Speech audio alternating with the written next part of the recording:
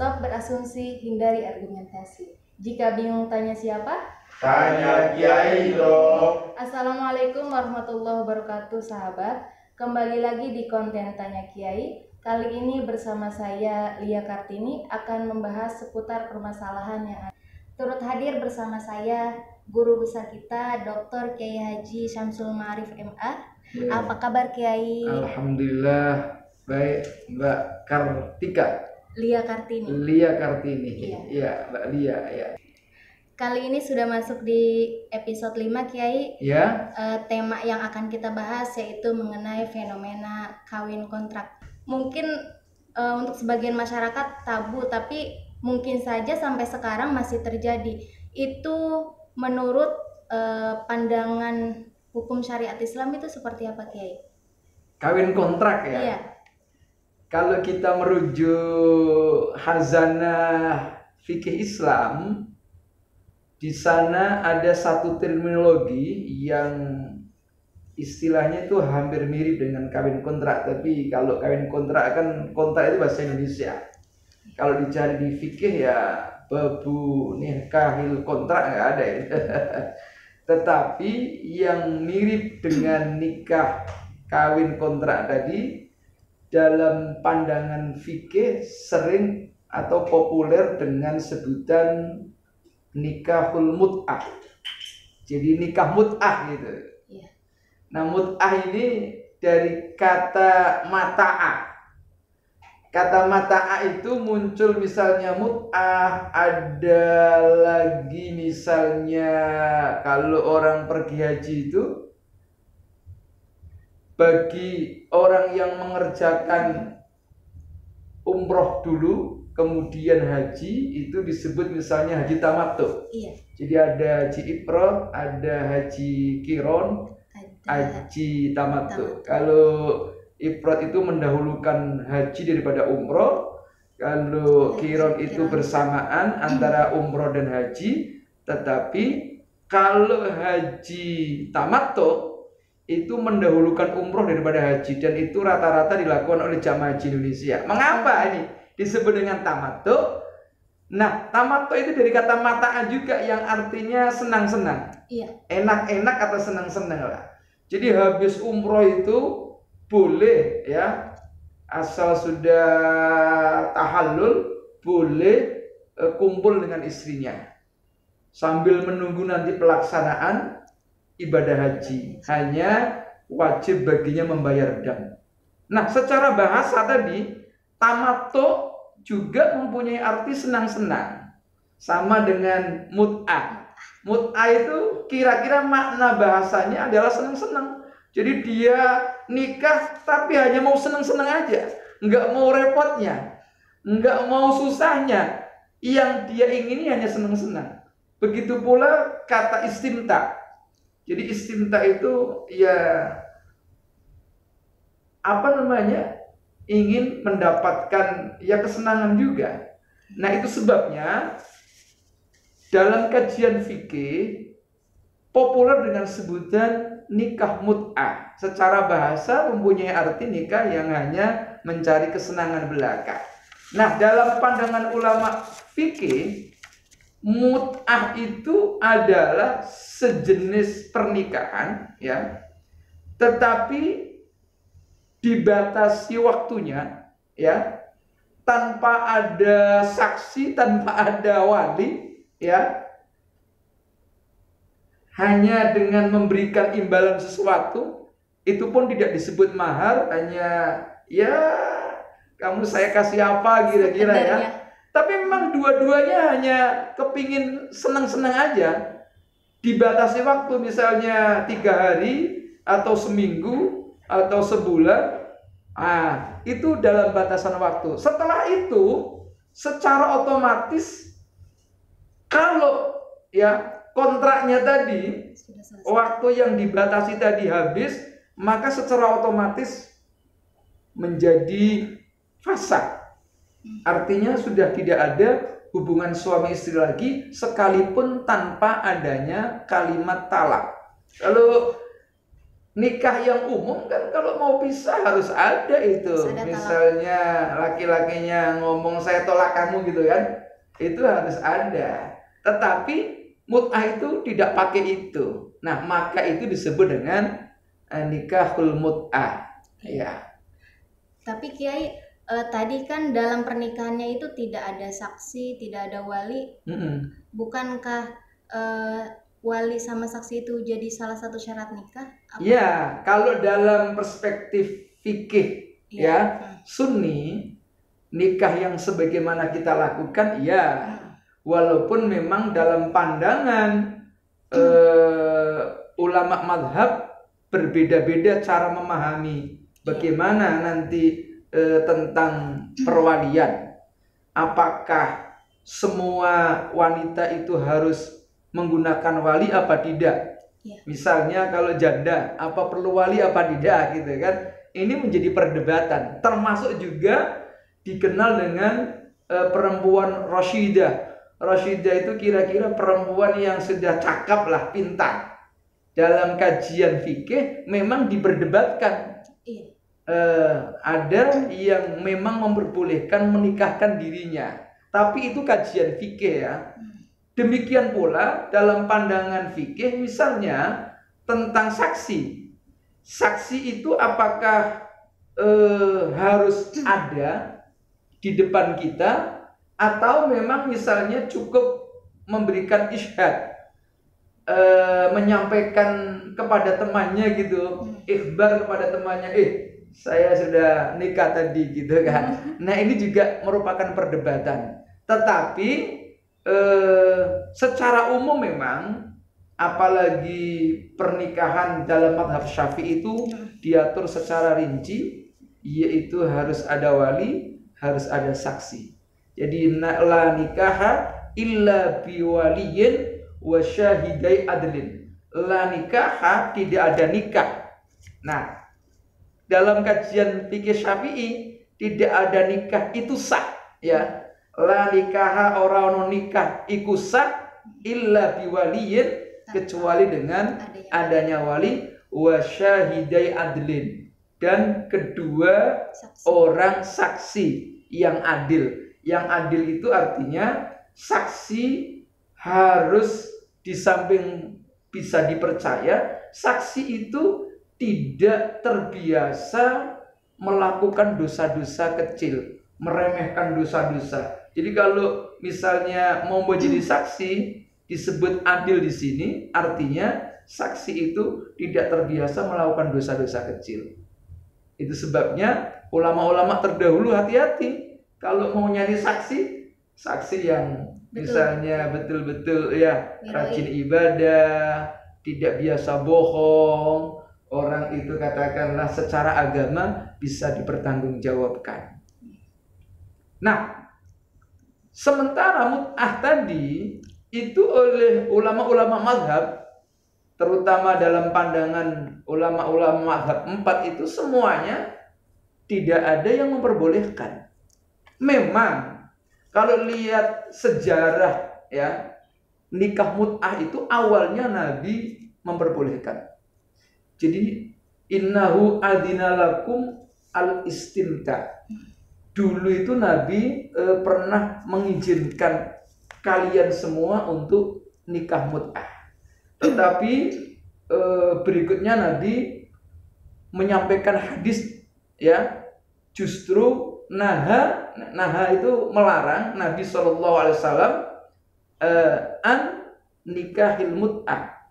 Nah, ini oleh para ulama dianggap bahwa hadis yang pertama itu dimansuh. Dimansuh itu dihapus dengan hadis yang nomor 2. Oleh karena itu hadis yang pertama tidak berlaku lagi, yang berlaku hadis yang kedua. Jadi sekarang ini sudah tidak lagi diperbolehkan. Begitu kira-kira pandangan ulama-ulama fikih. Lalu kemudian Kiai, kalau sudah terlanjur menikah kontrak karena ketidaktahuannya, itu untuk menebus, apakah ada denda untuk menebus dosa atau hanya cukup sholat taubat saja, atau itu gimana? Apa emang ada ada peraturan-peraturan yang harus dipenuhi untuk menebus kesalahannya atau gimana? Iya, dalam pandangan ulama, nikah mut'ah jika dilakukan ya, maka dianggap nikah itu nikah fasid, ya, tergolong perbuatan yang rusak. Artinya rusak, tidak sah. Ketika itu tidak sah, maka konsekuensinya adalah melahirkan satu perbuatan yang memang dianggap tidak punya dasar. Karena tidak sah, ya maka haram. Oleh karena itu, bagi orang tadi yang sudah terlanjur, makanya harus ngaji, itu pentingnya di sini, jangan hanya sekedar enak-enak. Kadang-kadang zaman sekarang ini karena memang ada faktor-faktor lain ya. Faktor misalnya tentang ya perkembangan zaman. Zaman global ini kan banyak misalnya datang gambar-gambar porno gitu kan. Orang hubungan laki-laki perempuan ya kadang-kadang sudah tidak memperhatikan etika lagi.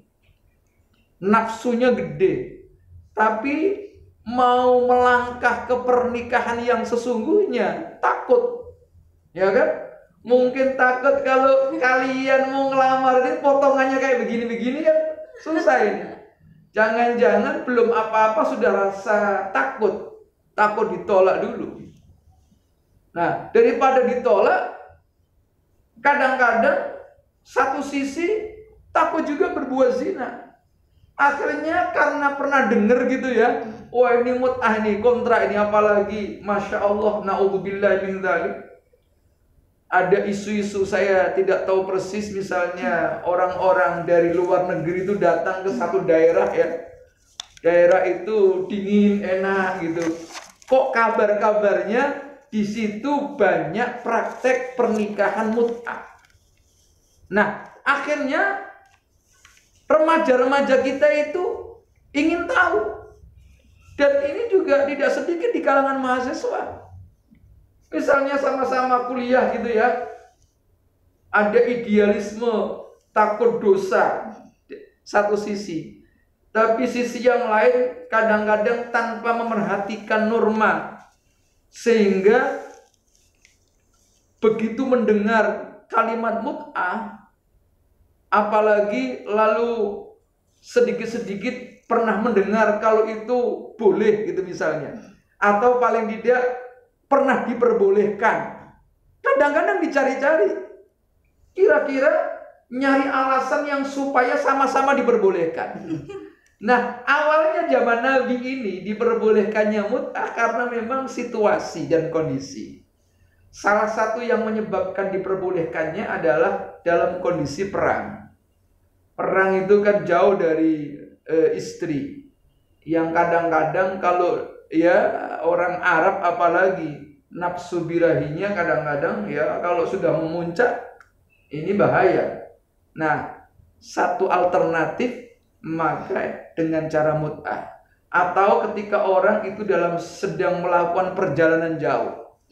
Kalau sekarang mungkin perjalanannya ya nggak begitu repot-repot amat. Kalau dulu bisa jalan kaki, naik unta, butuh waktu yang lama.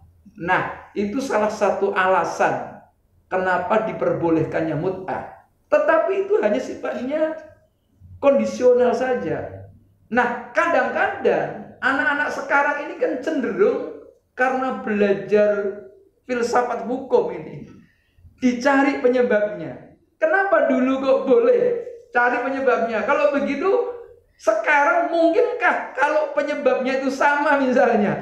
Nah, ini kadang-kadang dicari untuk tujuannya apa namanya ya? Tayassur saja untuk yang penting gampang aja, ya kan? Untuk mencari kemudahan-kemudahan.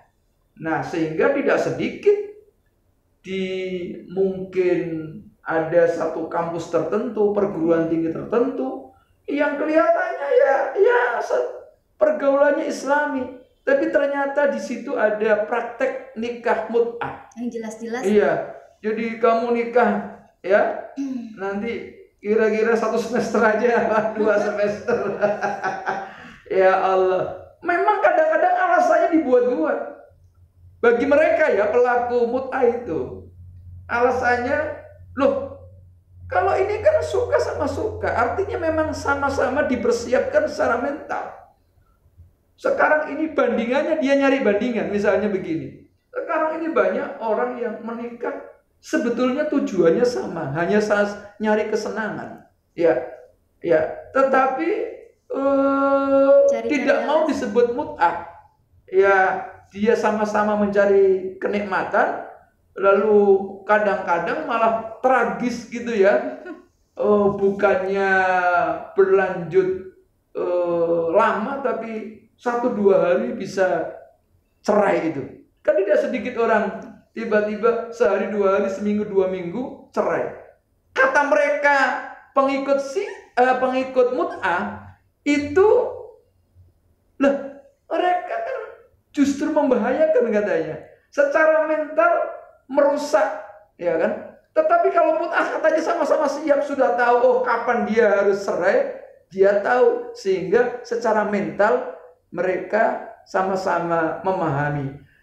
Nah, ini adalah dalih saja sebetulnya, alasan-alasan tertentu yang tujuannya untuk melegalkan.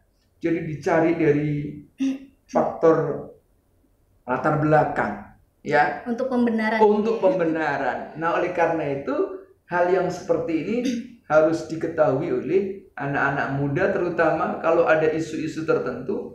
Jangan langsung ya mentah-mentah ini, oh ini boleh dipraktekin. Ini bahaya ini. Harus nanya dulu sama kiai, sama ulama, ya. Nanyanya juga yang serius. Kira-kira bertanya itu jangan hanya sekedar mencari pembenaran. Jadi banyak sekarang ini, ya, misalnya pejabat atau orang kaya atau siapapun bertanya kepada kiai, Pak Kiai, saya mau tanya ini, gimana? Ini halal apa haram? Padahal tanyanya kadang-kadang yang dia inginkan jawaban yang mendukung keinginannya. Kalau bisa yang halal. Ya ternyata kiainya jawabnya haram itu. Waduh, kecewa deh. Akhirnya apa? Berusaha untuk mencari kiai yang lain. Siapa tahu ada kiai yang jawabannya itu bisa membenarkan, ya, bisa membenarkan keinginannya. Ini namanya bertanya untuk mencari pembenaran, bukan mencari kebenaran. Nah, kira-kira begitu, Mbak Lia. Lalu Kiai, jadi pada intinya apapun alasannya, semuanya untuk melihat kondisi sekarang tidak dapat dibenarkan. Ya. Tetap tidak diperbolehkan. Ya, sepakat para ulama, termasuk misalnya keputusan Bahsul Masail Munas NU dulu di Lombok di Nusa Tenggara Barat ya. Iya. Saya agak lupa tahun berapa. Ulama-ulama NU juga memutuskan dalam Munas tersebut, antara lain adalah keputusannya melarang praktek nikah mut'ah. Demikian pula fatwa Majelis Ulama Indonesia juga sama, melarang praktek pernikahan mut'ah itu, karena ini bahkan dianggap seakan-akan merupakan legalisasi praktek prostitusi. Jadi sebetulnya itu prostitusi tapi dilegalkan. Jadi pelegalan terhadap praktek prostitusi. Nah, ini jelas-jelas disepakati oleh ulama haram hukumnya. Oke Kiai, kita masuk di segmen 2, segmen curhatan Sifulan. Ya. Di sini saya akan membacakan curhatan-curhatan Sifulan. Yang pertama, Assalamualaikum Kiai, saya Sutoyo Kabel dari Bekasi. Izin bertanya Kiai. Ya. Bolehkah seorang suami menikah lagi secara siri tanpa sepengetahuan istri pertama? Kalau boleh, lalu bagaimana hak dan kewajiban saya terhadap istri? Mungkin yang dimaksud di sini istri pertama. Kalau sudah beristri 2 atau lebih, mungkin kan harus bagi waktu atau gimana. Tapi kalau istri pertama nggak tahu, itu jadi gimana menunaikan hak dan kewajibannya itu, Ki?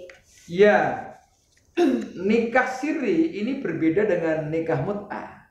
Kalau mut'ah tadi kan dalam bahasa kita disebut kontrak karena memang ada perjanjian dibatasi dengan waktu, itu tanpa saksi, tanpa wali, ya, dan lain sebagainya. Tidak ada konsekuensi hukum misalnya, ya tidak saling mewarisi dan lain sebagainya. Tetapi nikah siri di sini sebetulnya untuk membedakan antara nikah yang dicatat oleh pegawai pencatat nikah. Dalam hal ini negara ya KUA lah gitu. Maka orang yang menikah tanpa dicatatkan secara resmi oleh pegawai pencatat nikah itu disebut dengan sirri. Nah, sirri di sini maknanya rahasia. Bukan berarti kalau rahasia itu tidak ngomong-ngomong, ya kan? Tetapi hanya prosesnya saja. Nah, memang nikah siri ini menjadi perdebatan juga. Nah, hanya yang membedakan itu tadi dicatat secara resmi apa tidak oleh pegawai pencatat nikah. Tetap ketika dilaksanakan maka nikahnya menjadi sah asal prosedur syarat rukunnya itu terpenuhi. Nah, adapun tadi izin, kalau pandangan fikih tidak ada persyaratan izin, tetapi pandangan perundang-undangan, ya, misalnya seseorang yang mau menikah, ya, katakanlah poligami dalam hal ini, lalu kok nggak ngomong gitu kan, nggak ngomong, maka tidak bisa karena ketika yang bersangkutan mau memproses legalitas pernikahan itu harus dibutuhkan, salah satunya adalah izin dari istri. Nah, itu hanya legalitas negara. Tetapi ketika pernikahan itu dilaksanakan, tetap hukumnya itu sah. Yang penting syarat rukunnya itu terpenuhi. Meskipun tanpa sepengetahuan. Ya, dari pandangan fikih ya. Iya. Tetapi kalau pandangan negara untuk itu ya mau melegalkan tidak bisa. Karena apa? Karena butuh yang namanya izin, ya, nggak bisa seenaknya. Nah. Lalu kemudian untuk hak dan kewajibannya gimana, Ki? Nah, hak kewajiban itu kan tanggung jawab masing-masing yang bersangkutan. Memang secara umum bahwa pernikahan itu hubungan perorangan, bukan masuk dalam wilayah publik, ya. Wilayah masuknya wilayah personal. Jadi itu sebabnya dalam teori hukum nikah itu masuk dalam kategori al-ahwal asy-syakhsiyah. Jadi memang privacy, hubungan seseorang dengan orang lain. Ya. Iya. Kalau hubungan seseorang dengan orang lain itu tergantung persepakatan saja, tanggung jawab dia sebagai suami, sementara satunya sebagai istri, sama-sama tanggung jawab. Jadi legal formal, ya, itu ya tidak juga menjamin tanggung jawab sebagai suami istri. Banyak misalnya orang nikahnya legal, tapi ternyata tanggung jawab sebagai suami malah kurang gitu kan. Iya, betul. Ternyata banyak yang tidak diperhatikan. Jadi memang tanggung jawab itu urusan pribadi, hanya negara itu hadir mengatur supaya apa? Biasanya dalam praktek nikah siri itu yang dirugikan adalah perempuan. Karena seringkali dalam praktek itu perempuan dirugikan, negara hadir untuk melindungi hak-hak perempuan. Jadi hak-hak perempuan itu supaya terlindungi, disinilah negara ikut berperan supaya ya jangan sampai keleleran itu. begitu dinikah, tahu-tahu sehari dua hari ditinggal pergi kemana, nggak jelas juntrungannya gitu kan kasihan perempuannya itu.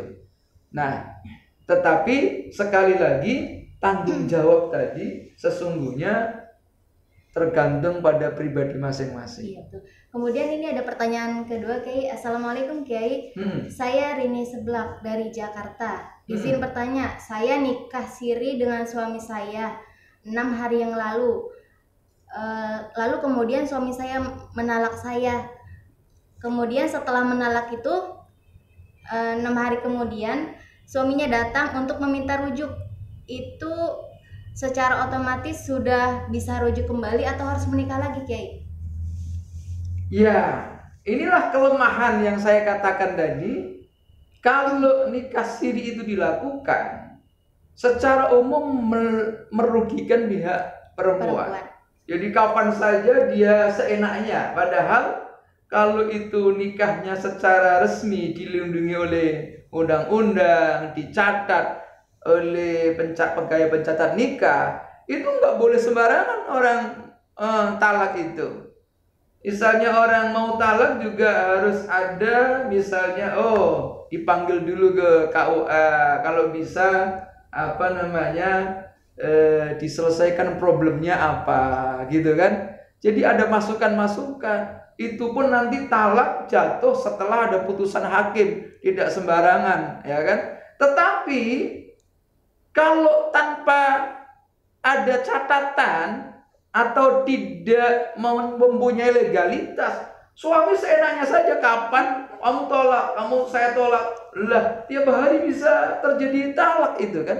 Nah seandainya kayak tadi itu udah 6 hari talak, tiba-tiba mau balik, memang dalam fikih itu secara umum ketika suami mengatakan kamu saya talak itu kan, itu jatuh. Atau dengan sindiran tapi juga bermaksud untuk menikah.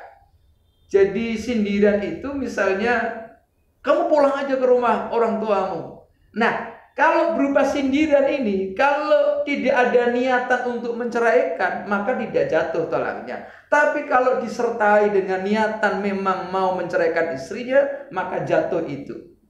Nah, ini kalau terjadi misalnya seorang suami yang sudah kadung ngomong kamu saya cerai, ya cerai.